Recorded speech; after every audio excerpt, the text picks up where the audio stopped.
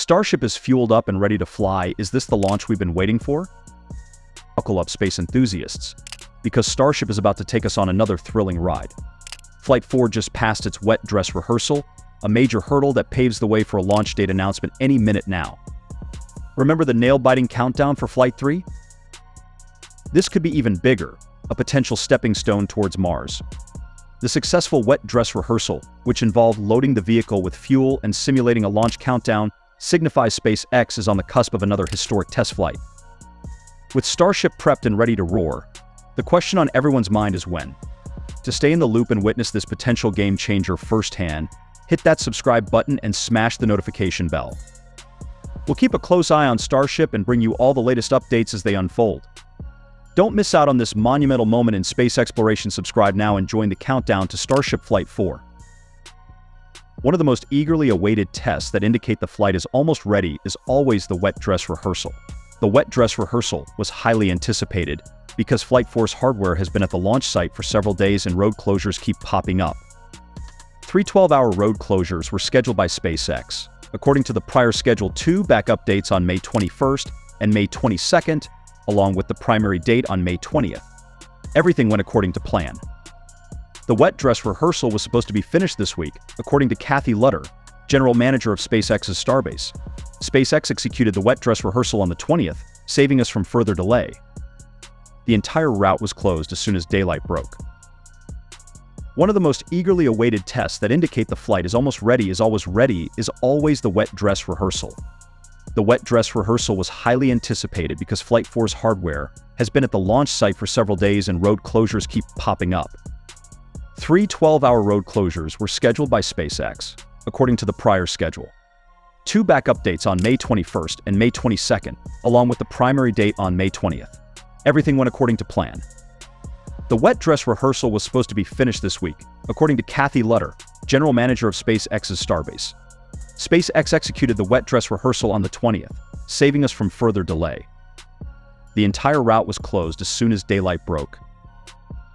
Similar to Flight 3's wet dress rehearsal, the fueling procedure moved quickly. Need roughly 40 minutes and 1.5 to 2 tons of fuel per second to load. About half an hour was spent keeping the frost in place before DET tanking started at 9:57 and the frost gradually decreased. After everything was finished, the road was reopened at 1:15 and the ship was closed with the chopsticks to indicate that the wet dress rehearsal effort had been successful. SpaceX tweeted the completion of the launch rehearsal for Flight 4 as soon as the test was finished. Now the launch date is something that everyone is looking forward to. Comprehending, the founder of SpaceX, Musk, revealed an intriguing revelation. In around a week, Starship Flight 4 will take place. Wow. The launch might take place the first week of June if it happens in 1 week. Though everything is moving swiftly, this is earlier than the 3 to 5 weeks he indicated on May 11th, which indicated a mid-June debut.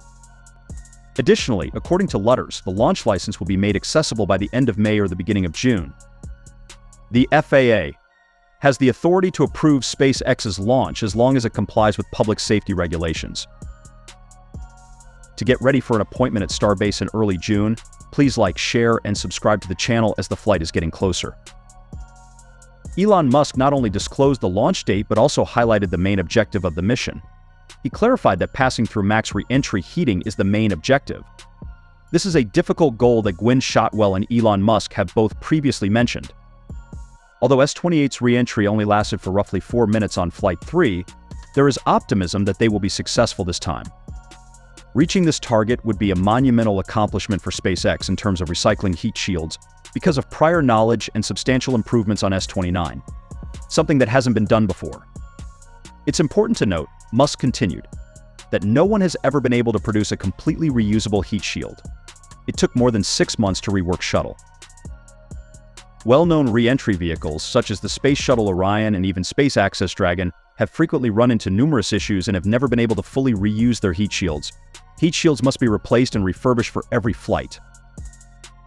But Starship has the potential to alter everything. If it can land or splash down with the Mechazilla arm intact, it will be able to recycle its heat shield for use on further missions. This will result in shorter turnaround times for repairs and refurbishments, lower production and operating costs, and more frequent launches. As initially scheduled, B-11 is still expected to land at the simulated tower, Since the last B-10 attempt was made fewer than 500 meters above the ocean's surface, success is anticipated. After this test, SpaceX will carry out more preparatory actions to go back to the previous attempt. First, S-29 will shortly be removed from B-11 and will probably go back to the production site to finish installing the last of the heat shield tiles and conduct more tests. In the meantime, the booster can also be relocated to the production location for inspection, which includes hot staging rings and engine inspections. In the upcoming days, SpaceX will also carry out another crucial step that involves putting the Flight Termination System, or FTS package, on both stages. After completing each step, they will be rolled back to the launch pad where they will be fully stacked and prepared to wait for the FAA and SpaceX to give the all-clear. It is anticipated that all of these procedures will be finished and everything will return to the launch site in a little more than a week, specifically before May 31st, based on the announced launch timeline and current progress. Please indicate whether you agree or disagree in the space provided for comments below. After Blue Origin's return to the suborbital crew launch market on May 19th at 10:35 a.m.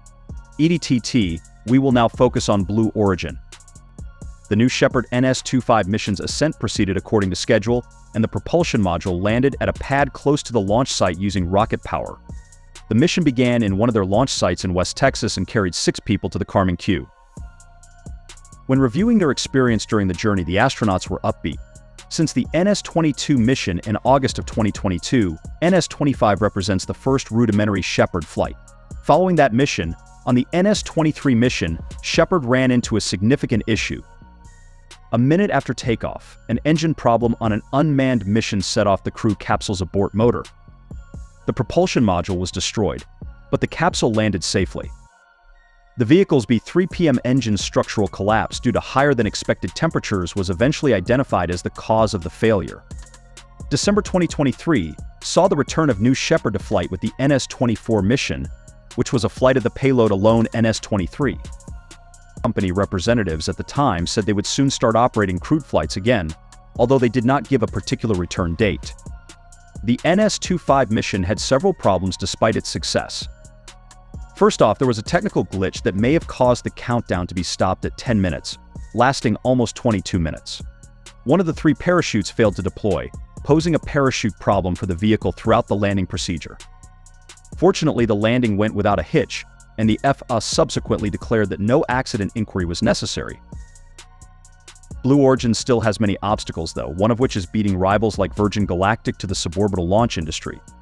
Naturally, suborbital launches by themselves will not enable them to effectively compete in the larger space race. The development of the New Glenn orbital vehicle shifting gears is what they must concentrate on if they are to compete in the space race. An evaluation of orbital refueling, a subject intimately linked to SpaceX's endeavors, is scheduled for the U.S. Space Force, with several of the force's senior generals in attendance. Senior officials expressed skepticism on the advantages of commercial in-orbit satellite refueling services. Continuing interest in satellite refueling by the military on May 17th. With increased mobility and longevity potentially providing strategic advantages, high-value geostationary satellites are the subject of great interest. A comprehensive investigation is necessary before investing in satellite refueling technologies, as stressed by Colonel Rich Nisley, the head of Space Systems Command's Commercial Space Office.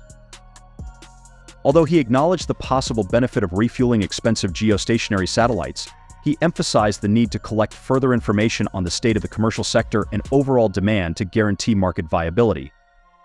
On the other hand, General Chan Salzman voiced doubts about the advantages of in-orbit satellite refueling in terms of cost and benefit. He suggested that the need for refueling is being undermined by the military's move away from the necessity of such services and towards less expensive satellites in low Earth orbit. Saltzman and Nisley agree that there are several benefits to the new model. Nisley emphasized that refueling satellites permits extended system use, boosts operating passes, and permits delaying the deployment of replacement units, thereby reallocating extra budgetary resources. With the help of this strategy, the U.S. Space Force can make sure that the nascent industry can create a workable business plan and support itself independently of government grants and funding. With this approach in mind, SpaceX seems like a solid choice to back up USSF projects. With its proficiency in producing, deploying, and overseeing tiny satellites in low Earth orbit. SpaceX is in a good position to work with the USSF in the future because it owns the vast Starlink satellite constellation system. Whether the USSF will pursue these kinds of collaborations in the future is still to be seen. Don't forget to smash that like button and subscribe for more epic space content. We'll be tracking Starship's every move, from launch pad to a smooth landing. And who knows, maybe this flight paved the way for that first crewed mission to Mars. Stay tuned, space explorers, because the future is about to take flight.